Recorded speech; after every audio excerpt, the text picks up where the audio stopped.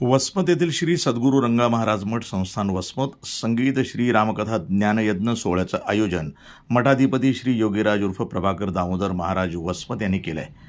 कथा प्रारंभ दिनांक 31 मार्च 2025, कथा सांगता 6 एप्रिल 2025, कथा व्यास वारकरी भूषण रामायणाचार्य श्री हरिभक्त परायण परमेश्वर महाराज कंधारकर गुरुजी हे होते। कथेतील दैनंदिन कार्यक्रम आयोजित मनाचे श्लोक आणि श्रीराम पाठ संहिता वाचन, श्रीरामकथा तसंच कीर्तन। कथेची यजमान सीताराम दादा मान्यवर, कार्यक्रमाचे कार्यवाहक गणेश काळे, विश्व हिंदू परिषद प्रखंड अध्यक्ष नियोजक संयोजक तुळशीरामजी ताटेवार गुरुजी योगाचार्य।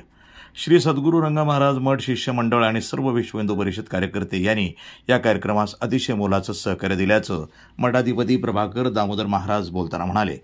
दररोज या कथेसाठी हजारोच्या संख्येनं महिला मंडळ आणि पुरुष मंडळ उपस्थित असल्याचं दिसून आलं। कथेचं स्थळ हे सद्गुरू रंगा महाराज मठ वसमत इथं होतं। वर्षाचा इतिहास आहे आणि ह्या ठिकाणी आमच्या संस्थानचे सद्गुरू रंगा महाराज यांची संजीवन समाधी आहे।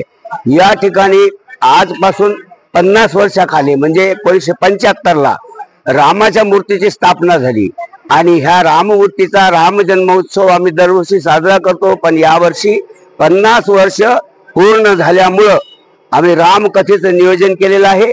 रामकथा प्रवक्ते श्री हरिभक्त परायण परमेश्वर महाराज गुरुजी कंधारकर यांनी आम्हाला याचं सहकार्य केलं आणि विश्व हिंदू परिषदेच्या सहयोगाने आणि संस्थांच्या सहयोगाने आम्ही हा रामकथेचा कार्यक्रम दिनांक 31/3/2025 पासून सुरू केलेला आहे। दिनांक 6/4/2025 रोजी रामनवमी आहे। त्या दिवशी हा कार्यक्रमाचे रामनवमीच्या राम जन्माने सांगता होईल आणि दिनांक 7/4/2025 या दिवशी महाप्रसादाने हा कार्यक्रम संपेल।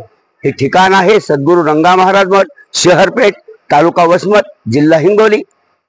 अशा प्रकारे या ठिकाणी कार्यक्रम होत असतो। या कार्यक्रमाच्या अंतर्गत अनेक हरिभक्ती परायण कीर्तनकारांची कीर्तने, त्यामध्ये विशेष महिलांची कीर्तने जास्त आहेत आणि पुरुषांची कीर्तने ही तेवढीच आहेत, महिलांची पण तेवढीच आहेत। आम्ही यावर्षी महिला कीर्तनावर जास्त भर दिलेला आहे आणि कीर्तनाची थीम सुद्धा रामाची आहे। रामावरच कीर्तन करायचं असे एक विशेष माझ्या मनातला तो उद्देश होता, तो पूर्ण झालाय। आज कथेचा 6वा दिवस आहे, उद्या 7वा दिवस, आधी 7व्या दिवशी समाप्ती होईल। या सर्वांचं नियोजन सर्वांच्या सहकार्यानं आमचे ताटेवार सर, महाराज कथा प्रवक्ते, वादक मंडळी आणि सर्व भक्त परिवार यांच्या सहकार्यानं आजपर्यंत व्यवस्थित चाललेलं आहे, उद्या पण चालेल आणि अशी रामप्रभूची इच्छा आम्ही पूर्ण करत आहोत। त्यांनी आमची इच्छा पूर्ण करावी ही आशा नाही, आम्ही त्यांची भक्ती करावी जन्मोजन्मी हीच आशा आम्हाला आहे। जय श्रीराम। जय श्रीराम। प्रतिनिधी नंदू परदेशी, वसमत, हिंगोली, NTV न्यूज मराठी।